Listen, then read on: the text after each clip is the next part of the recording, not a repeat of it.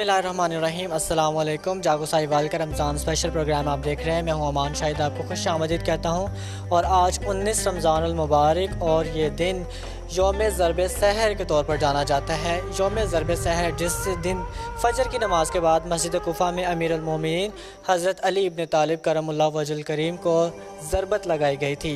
इस हवाले से आज के प्रोग्राम में हम बात करेंगे। इस पर बात करने के लिए हमें ज्वाइन कर रहे हैं मौलाना हादी अली मुक़द्दसी, जो कि ख़तीब हैं इमाम बारगाह साहिबुज़्ज़मां वापडा कॉलोनी साहिवाल के। और अस्सलाम वालेकुम, कैसे हैं मौलाना साहब? वालेकुम सलाम रहमतुल्लाहि व बरकातुहू।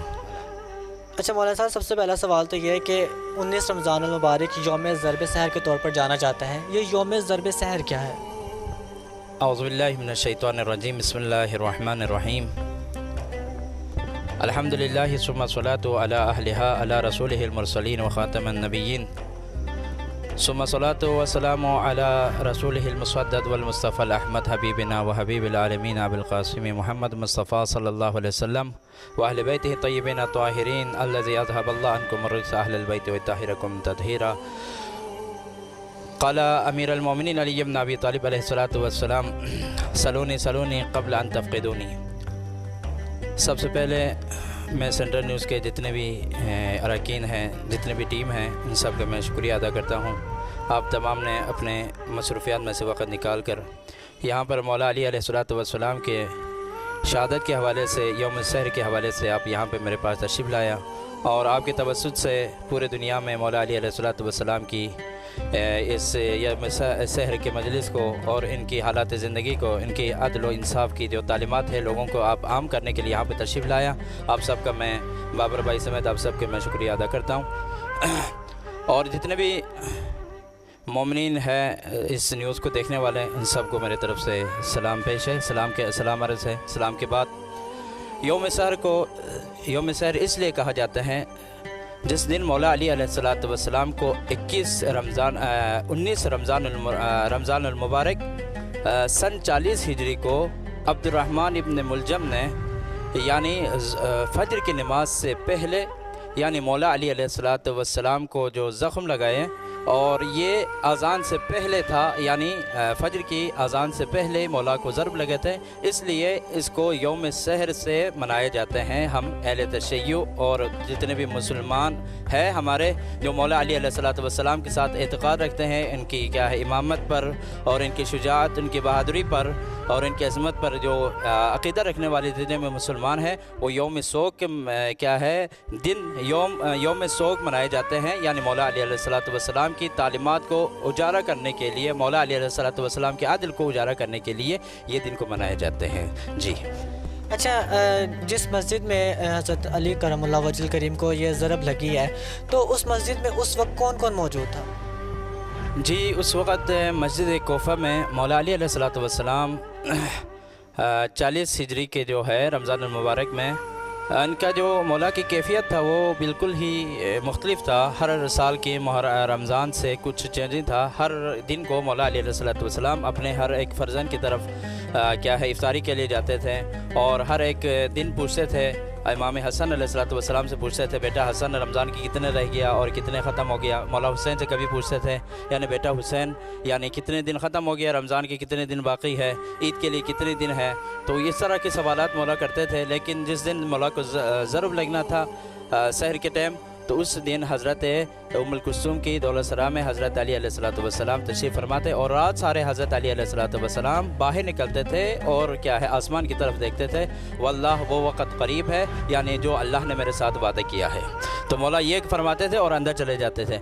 और इस तरह करते कहते मौला अली अलैहिस्सलातु वस्सलाम यानी सहरी के बाद उस घर से निकलना चाहा, तो फिर एक रिवायत के मुताबिक उस दरवाज़े ने मौला अली अलैहिस्सलातु वस्सलाम को बाहर आने से रोका। उस अपने हिसाब से मौला को मस्जिद में जाने नहीं दिया, मौला मस्जिद में आपके दुश्मन बैठे हैं।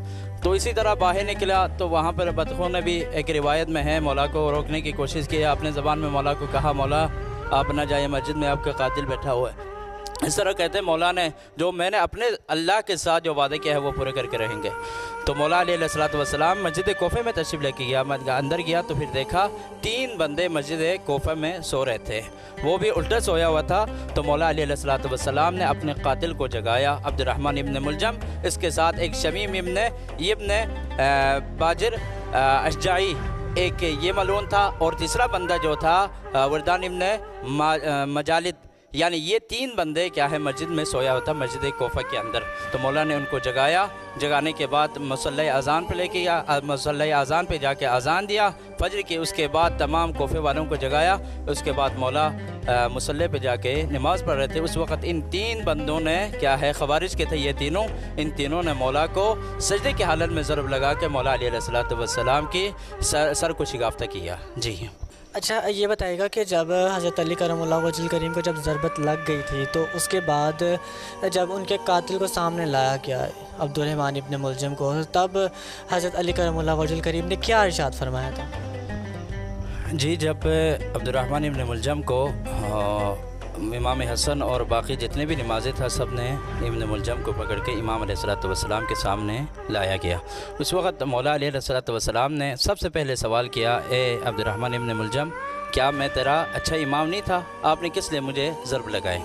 اس وقت وہ خاموش کھڑے رہے. اس کے بعد امام حسن علیہ السلام کی طرف امام علیہ السلام متوجہ ہوا اور کہا، بیٹا حسن، اس کے اوپر میرے اوپر اس نے ایک ضرب لگائے تو اس سے ایک ضرب سے زیادہ قصاص نہیں دینا. اسلام ہمیں اجازت نہیں دیتی، یعنی ایک قصاص، یعنی ایک اس کو ضرب لگنا ہے میرے بعد. اگر میں زندہ بچے تو پھر میں اس کا قصاص خود تعین کروں گا، لیکن آپ نے میرے بعد اگر میں اس دنیا سے چلے گئے تو پھر آپ نے ایک ہی ضرب لگانا ہے.